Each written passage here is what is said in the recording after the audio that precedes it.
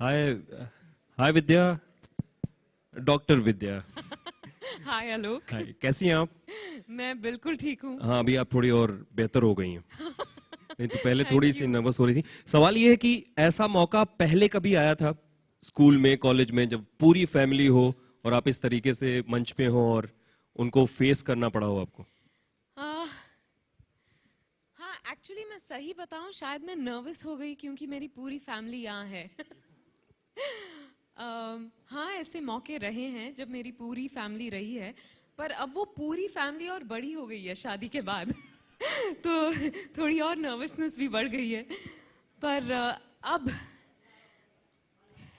मैं ये ठीक से बोल पा रही हूँ। बेहद खुशी हो रही है, गर्व महसूस हो रहा है। मैं राय यूनिवर्सिटी की तहे दिल से शुक्रिया अदा करना चाहती हूँ। इतना बड़ा सम्मान इस उम्र में और करियर के इस मोड़ पे, जबकि मैंने 10 साल कंप्लीट किए हैं फिल्म्स में। 10 जून को मेरे 10 साल कंप्लीट हो जाएंगे। और 12 जून को एक बहुत खास फिल्म मेरी, बहुत दिल के करीब फिल्म हमारी अधूरी कहानी रिलीज हो रही है। तो बहुत कुछ हो रहा है और बहुत खुशी महसूस हो रही है। शायद मैं शब्दों में एक्सप्रेस ना कर पाऊं। हाँ उषा। हाय विद्या, जैसा आपका हाय। नाम है विद्या, और यहाँ पर ये कहा गया है कि आपके नाम से फ्री एजुकेशन दिया जाएगा लड़कियों को, तो आपको लगता है कि आपका नाम सार्थक हो गया? बिल्कुल।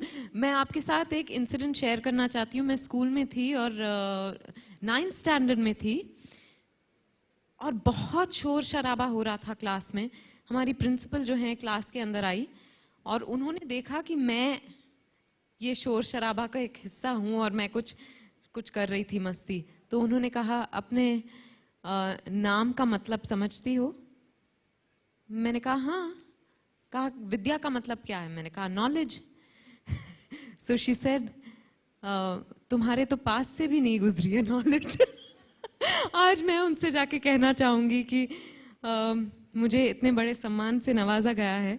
और मेरी माँ के लिए और मेरी फैमिली के लिए एजुकेशन सबसे अहम था। एक्चुअली ये साउथ इंडियन ट्रेडिशन है। एजुकेशन से ज़्यादा इम्पॉर्टेंट और कोई चीज़ नहीं हो सकती। और जबकि मैं मानती हूँ कि हरबीन और मैं बात कर रहे थे कि बहुत सारे स्किल्स होते हैं। जिस तरह से हम एजुकेशन को परसीव करते हैं वो एक तरह से लिमिटिंग हो जाता है, क्योंकि अलग अलग लोगों के अलग अलग स्किल्स होते हैं। फिर भी मैं अपनी बात कर रही हूँ। तो मैंने कहा कि ठीक है, माय पेरेंट्स सेड एक्टिंग करनी है कर लो, पर एजुकेशन, बेसिक ग्रेजुएशन डिग्री बहुत ज़रूरी है। मैंने तो मास्टर्स कर ली, सोशियोलॉजी में मैंने अपनी मास्टर्स कर ली, पर academics have been most important, and therefore I feel that has made a huge difference in my life. मैं ये तय कर पाई हूँ कि मेरे लिए क्या सही है, मुझे क्या सही लगता है। मैं ज़िंदगी में बहुत सारे चॉइसेस मैंने किए हैं जो शायद ये अपॉर्चुनिटीज़ मेरे लाइफ में नहीं होते तो मैं नहीं ले पाती, अगर ये एजुकेशन के थ्रू अवेयरनेस ना होता। क्योंकि सिर्फ हम लिटरेसी की बात नहीं कर रहे हैं, education is all encompassing. So I think I am very fortunate to have had this educational background and then to have this academic recognition as the Doctor of Arts is really very, very humbling. अच्छा विद्या, आपको क्या लगता है, पहले एक वक्त था जब औरतों को या लड़कियों को एक्टिंग की तरफ आना अच्छा नहीं माना जाता था, अच्छे परिवार की लड़कियां नहीं आया करती थी। आपको जिस तरह का अवार्ड मिल रहा है, जिस तरह से ऑनर मिल रहा है, तो लगता है कि अब वो चीज़ें वैसे खुल चुका है और ज़्यादा खुलेगा, इस तरह की उस तरह की और अच्छे परिवार की लड़कियां आएंगी? हाँ, मैं तो कहूँगी कि वही होता आ रहा है कुछ सालों से मतलब कुछ ये जो धारणा है लोगों की वो बदल रही है।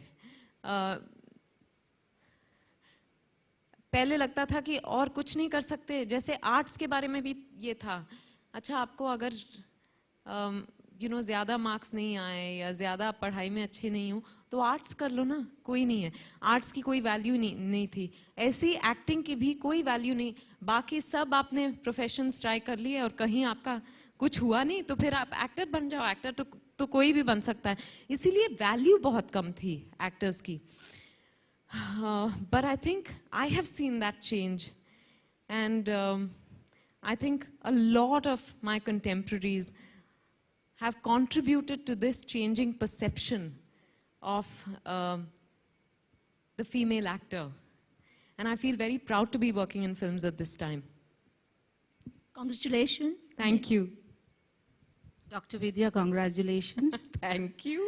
Okay, since you were talking about values, your parents must have definitely inculcated all the ethical values as you were talking to us yesterday also. Would you reminisce something and tell us in particular? Oh God. If you had to, I think first and foremost, my parents have instilled that honesty is really always the best policy, even though sometimes it's really difficult to be absolutely honest. And most importantly, be honest to yourself. I think that's what I've tried to do so far. I try and be honest to myself first and foremost, and then everything else follows.